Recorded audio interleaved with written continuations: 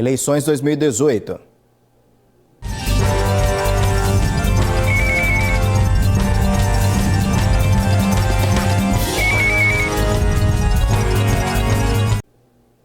Termina já o período para que os tribunais eleitorais de todo o país julguem as contas eleitorais de quem vai disputar as eleições no próximo dia 7 de outubro. Por aqui foram mais de 800 julgamentos. A repórter Mariana Dias tem as informações para a gente deste assunto. Oi, Mariana, boa noite para você. Oi, Pascoal, boa noite a você e a todos. Já estamos na contagem regressiva para essas eleições, faltam 20 dias. Pois bem, hoje, daqui a pouquinho, chega ao fim o prazo para que os tribunais eleitorais julguem os pedidos de registro de candidaturas dessas eleições. Os julgamentos aqui no TRE do Maranhão já terminaram e a Corte Eleitoral deferiu os registros de candidatura ao governo do Maranhão. Os 6 candidatos estão na disputa. Flávio Dino, do PCdoB, Maura Jorge, do PSL e Rosiana Sarney, do MDB, foram os últimos a terem seus registros deferidos. Os anteriores já tinham sido julgados pela Corte. No total, o TRE julgou mais de 800 processos relativos a candidaturas no Estado. Para acompanhar os estados jurídicos dessas candidaturas e os perfis dos postulantes aos cargos e as prestações de contas, a Justiça Eleitoral disponibiliza o sistema Divulga Candi Contas, que permite também consultas a outros dados, como propostas de governo, certidões, declarações de bens, entre outros documentos e informações importantes. No Maranhão, mais de 3.400.000 eleitores vão às urnas e a segurança será feita por 9.000 policiais em todo o estado. Pascoal. Obrigado, Mariana. Boa noite. Até amanhã. O entrevistado da Sabatina Guará desta segunda-feira foi o candidato do PSTU ao Senado, Saulo Arcangeli. Na Sabatina, o candidato do PSTU falou dos principais desafios para a execução dos trabalhos no Senado, em resposta aos jornalistas Natanael Júnior, Geraldo Jensen, Marcos Saldanha e Adalberto Júnior, da Rádio Universidade. Durante 1 hora, o candidato também explicou o seu ponto de vista para questões pertinentes ao Senado, como as votações da reforma trabalhista, do pagamento da dívida externa e da estrutura política da Casa. Em um dos momentos, afirmou que, caso seja eleito, mesmo não concordando com o sistema, vai trabalhar para trazer recursos para o Estado, caso o governador escolhido não seja de seu partido. E em uma de suas posições mais polêmicas, defendeu, a partir da ideologia do PSTU, a extinção do Senado. Tem que se discutir, inclusive, por que ter o Senado, né? A própria falta de proporcionalidade, são 3 por cada estado, né? Um gasto excessivo, né? E um Senado que no último período atacou muito os trabalhadores, né? E vários projetos que estão no Senado, né, com certeza após a eleição vão acelerar. Você acha que o Senado devia ser eliminado? O Senado, eu acho que deveríamos ter apenas uma Câmara, né? Inclusive com redução do número de deputados e principalmente a redução salarial, porque nós defendemos que os parlamentares precisam ter o salário, né, de um operário qualificado e não esse salário exorbitante. Para nosso partido isso é tranquilo. Então você é um candidato ao Senado que quer a extinção do Senado. Essa é uma posição do nosso partido, né, que a gente defende, né, porque é uma casa que não serve aos trabalhadores. Amanhã, a Sabatina Guará entrevista o candidato do PDT, o Everton Rocha. A Sabatina entra no ar às 7 da noite. As entrevistas ficam disponíveis no portal guará.com. Marcos Saldanha já está aqui para conversar conosco sobre política neste começo de semana. Marcos, boa noite. Boa noite, Pascoal. Muito boa noite a você de casa. Você participou da Sabatina aí com o candidato Saulo Arcangeli, do PSTU, que ele é candidato ao Senado, mas por ele, Senado não existia com base no que o partido dele prega, não? Pois é, esse talvez tenha sido o aspecto mais interessante, não só dessa sabatina, mas de todas as sabatinas. Quer dizer, um candidato postulante a um cargo que defende que o cargo não deva existir. Primeiro porque, segundo, o partido e o candidato onera muito, né, as contas públicas, e segundo porque, até comparado com parlamentos europeus, que são de linhas liberais, né, criadores do próprio Conselho de Parlamento, não existe esse sistema bicameral. Ou seja, para ele, a Câmara Federal seria suficiente para exercer o poder legislativo, né, e fazer ali a parceria necessária do equilíbrio dos poderes ali.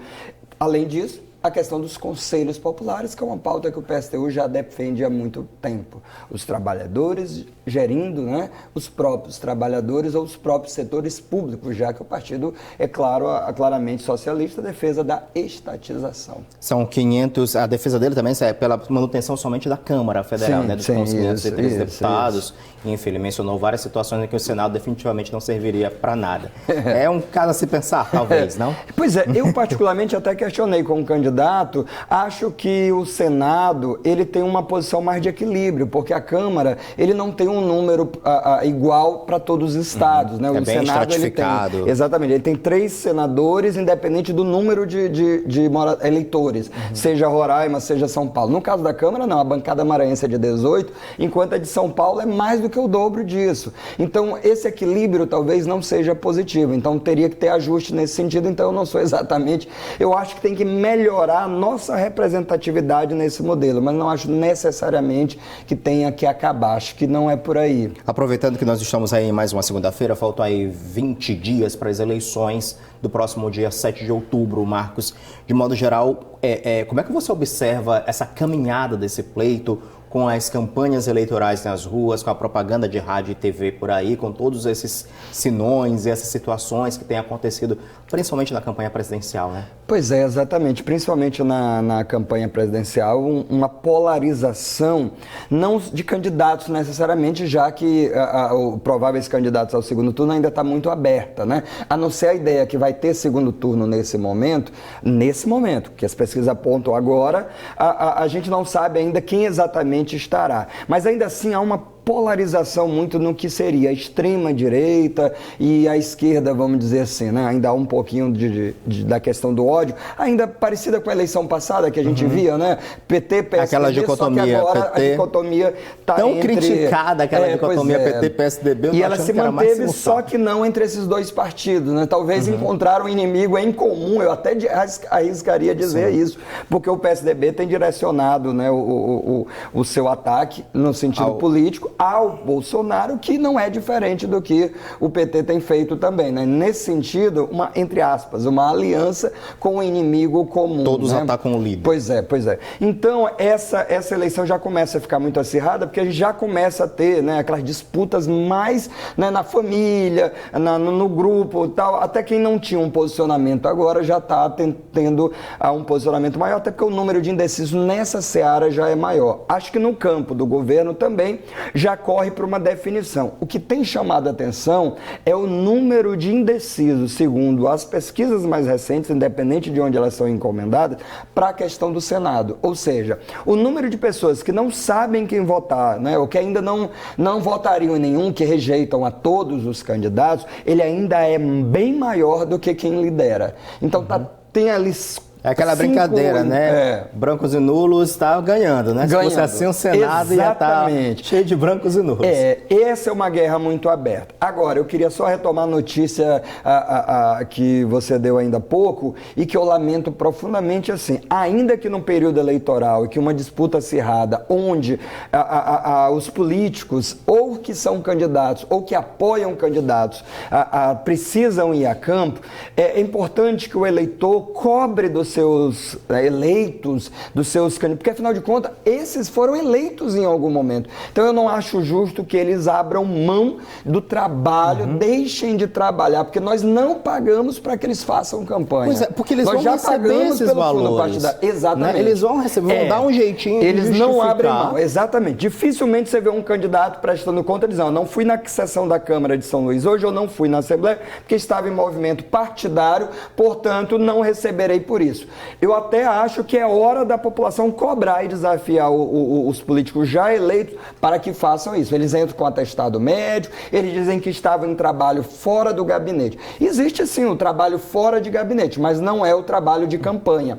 Nós já pagamos pela campanha com o dinheiro público no financiamento público de campanha. Não é justo que essa cota aumente no salário dos deputados ou dos vereadores que estão em campo pedindo voto.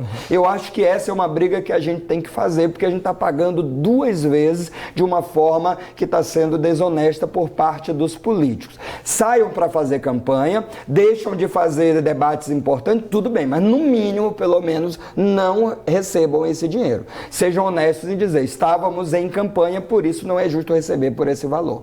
E se o eleitor se sentir incomodado com essa situação, nada mais justo do que ir lá e ir atrás e saber quem era o candidato, né? Que faltou, quem já é deputado, está lá faltando, tanto na Assembleia Legislativa, como também na Câmara Municipal, que a situação tem se repetindo bastante.